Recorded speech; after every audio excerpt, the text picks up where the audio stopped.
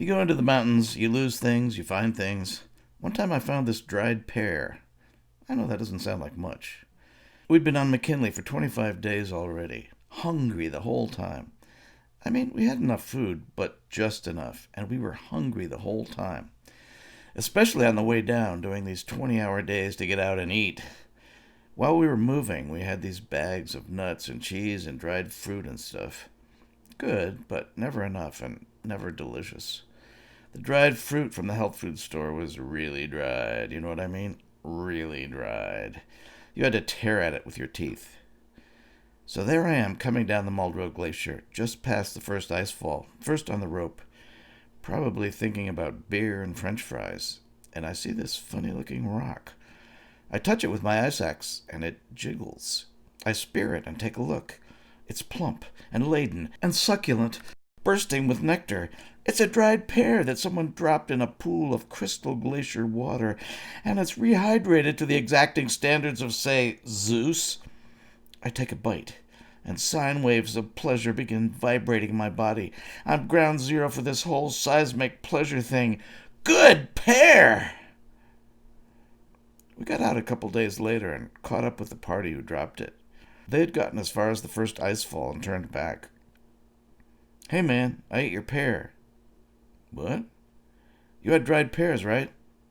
Yeah. Well, you dropped one and I ate it. Okay.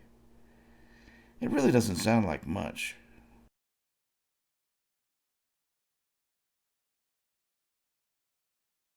I used to lose flashlights all the time and some other stuff.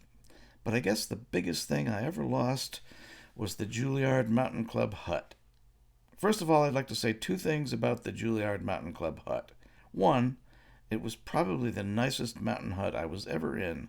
And two, from the beginning, I didn't think Bolivia was ready for a mountain hut.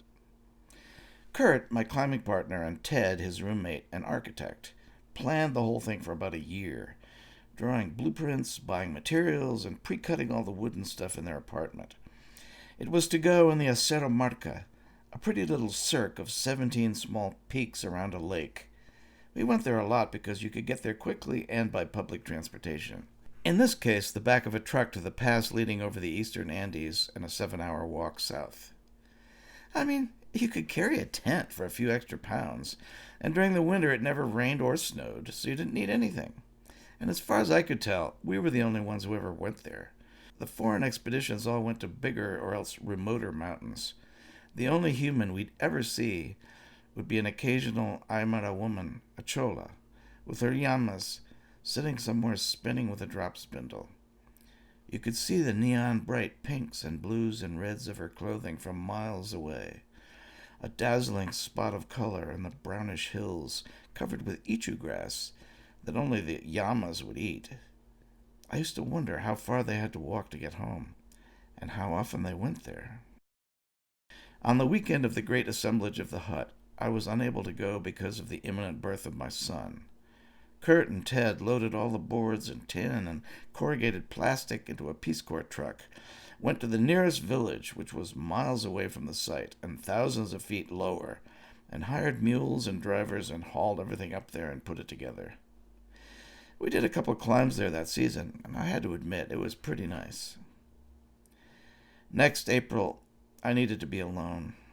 I packed my sleeping bag, a little stove, and some mate, and went out there.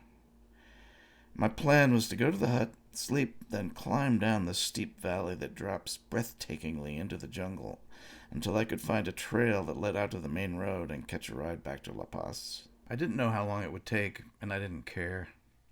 I took a truck to the pass and walked quickly across the barren hills, savoring the moment when the mountains swung into view. It was getting dark when I got to the side of the lake where I thought the hut was, but I must have been mistaken. There is another smaller lake higher up. I walked up there. No hut. I walked back to the first lake. Damn it, it's got to be right here. I sat down for a minute, and then I saw it. A scrap of roofing tin, about this big. This was the place. That was all that was left. Immediately, pictures flashed through my brain. Kurt patiently explaining to the villagers what a mountain hut was. Villagers nodding their heads. Anyone who comes here can use it. Another picture 6 months later. Villagers thinking, still nobody living up there. What a waste. Finally, mules arriving, villagers dismantling, every board, every nail, every piece of plastic, every piece of tin, except this one, and carrying it all off. Poof! I began to laugh. I laughed till I ached. I rolled on the ground laughing, shaking all over. Then I'd look at the piece of tin and burst out laughing again, my laughter echoing in that lonely, beautiful valley. I took the piece of tin back to Kurt, and he went out and puked in the bathroom. Hey, everyone doesn't see the same things as funny. Some things I didn't find because I didn't know to look. Like, we just climbed Illimani in Bolivia, 21,000 feet, and we're riding back to La Paz in the back of a truck with a bunch of miners, Aymara Indians. I pointed proudly at the summit of Illimani looming over us. Hemos subido al Illimani. They got quite excited and asked expectantly, ¿Han encontrado el toro? ¿El toro de oro de los Incas? Bull? Bull of gold of the Incas? We didn't know there was any bull of gold of the Incas up there, so no, we didn't look for one. They shook their heads sadly in disgust. Entonces, Pstata, ¿para qué se han ido ahí arriba?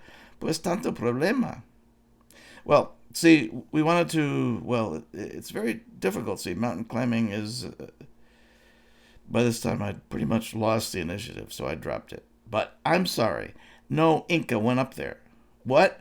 They had crampons of gold, ice axes of gold, freeze-dried food of gold.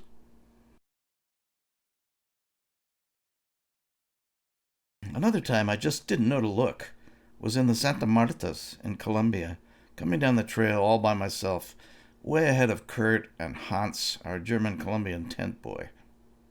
I see 3 Europeans, 2 men and a woman, coming up the trail towards me, carrying large nets, followed by a bunch of Arawak Indians with horses and supplies. They were wearing short khaki shirts, short khaki pants, knee socks, and gave the distinct impression of wearing pith helmets, even though they were not. I spoke to their leader. It went something like this. Me. Hello. Him. 1972. Mama Kanaka White Expedition, British Museum. Excuse me? Butterflies, man. We're here to capture the exceedingly rare Mama Kanaka white butterfly for the British Museum. They haven't got one, you see. 3rd year in a row. You haven't seen him, have you? I don't think so. White.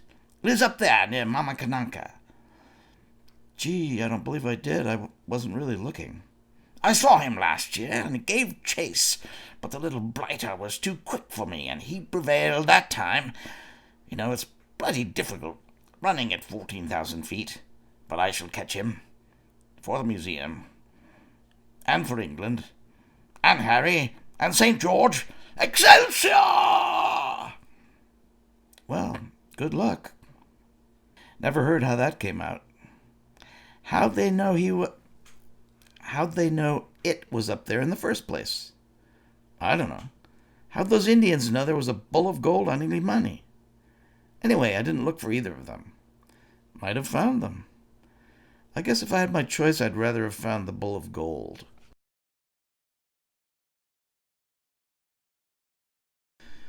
One time out in Colorado, me and Robbie had done a traverse of the Crestone Needles in running shoes. And footwear notwithstanding, it took forever. It was dark when we left our bags, dark when we got back. We hadn't eaten very much, and Robbie was sick to his stomach, and I was talking about beer. We're walking along about 50 feet from our camp, and I say, I'd give anything for a beer right now. And Robbie says, well, there's a can of Coors standing next to that tree. Okay, finding a beer in the mountains at the exact moment when I said I'd give anything for a beer was not a coincidence. It was percentages. Because I said it enough times, one time I was bound to get one.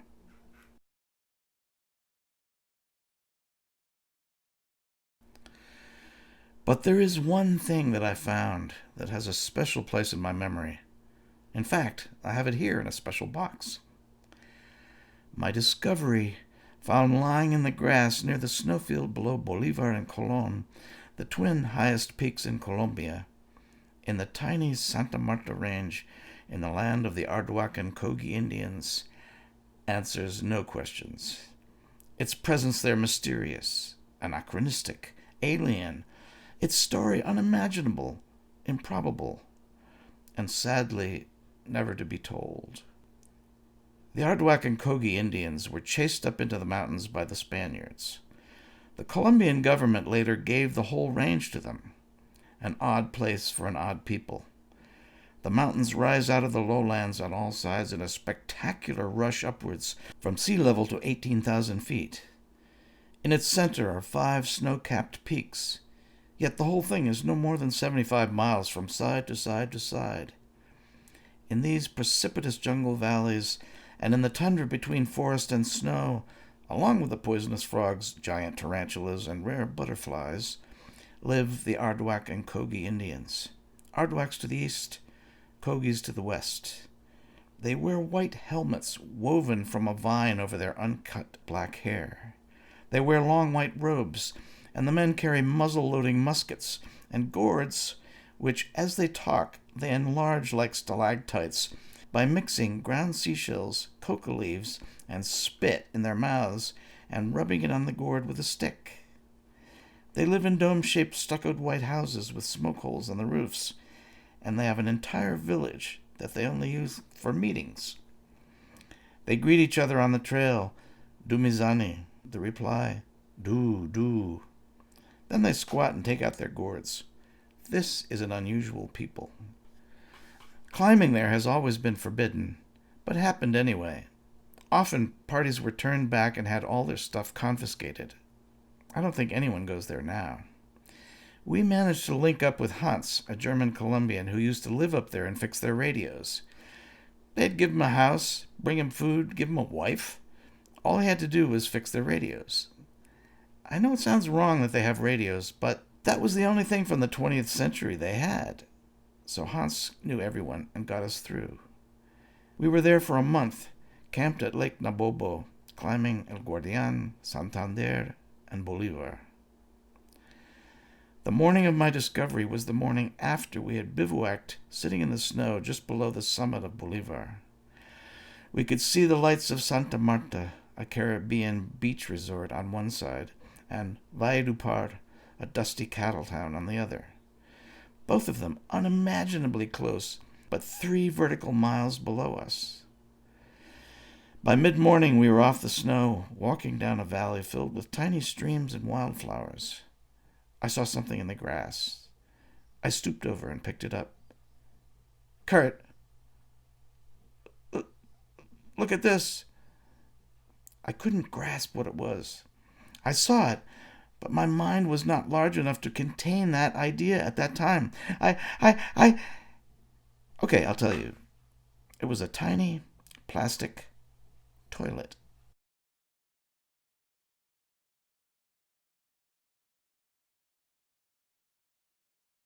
I ask you, isn't life wonderful?